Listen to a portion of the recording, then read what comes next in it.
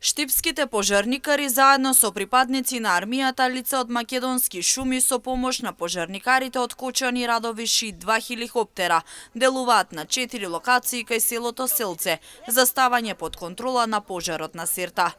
Дополнително помош со механизација има од приватни фирми, од која е побарано помош за да се трасира зона и да се спречи евентуално ширење на пожарот на штипска територија.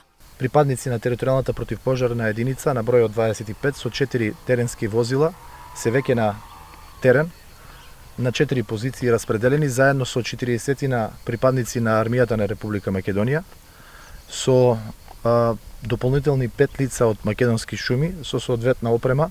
Теренски се делува на 4 локации каде што имаме опожарени места и со 2 хеликоптера воздушно се делува за да се локализираат постоечките жаришти, постоечките пожари на планината Серта од страната на територија на општина Штип веднаш до село Селце.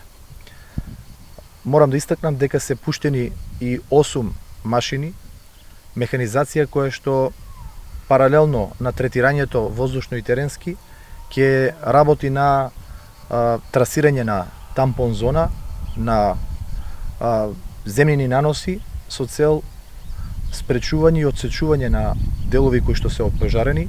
Луѓе и механизација со сите расположливи сили се борат со огнените стихии на Сирта. Непредвидлив е пожарот бидејќи во зависност од правецот на ветрот зависи неговото движење. Добра вест е што вчерашниот дожд изгаси дел од жариштата на Сирта од страна на Неготино, а се штити и штипската страна. Во моментов имаме преку 10 активни пожари на целата Република Македонија. Пред малку зборев со градоначалникот на општина Ново Село, таму имавме еден поголем пожар кој што во моментов 95% е ставен под контрола. Има уште тука таму некои критични места кои што во моментов ги завршуваат. Битола исто така се работи.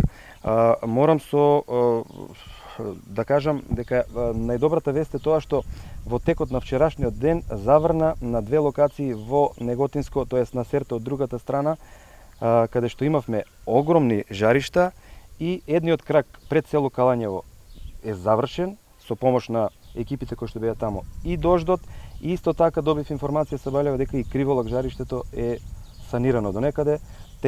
Екипите се на терен, ги завршуваат остатоците затоа што жешкото време може повторно да го покрене пожарот и да имаме несогледниви последици како изминативе денови. Во наредниот период ќе се одреди колкава штета е направена и колку од белите дробови во државата изгореа.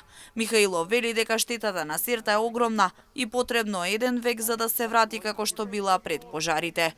Последици ќе има и на климата во Штип и околните населени места.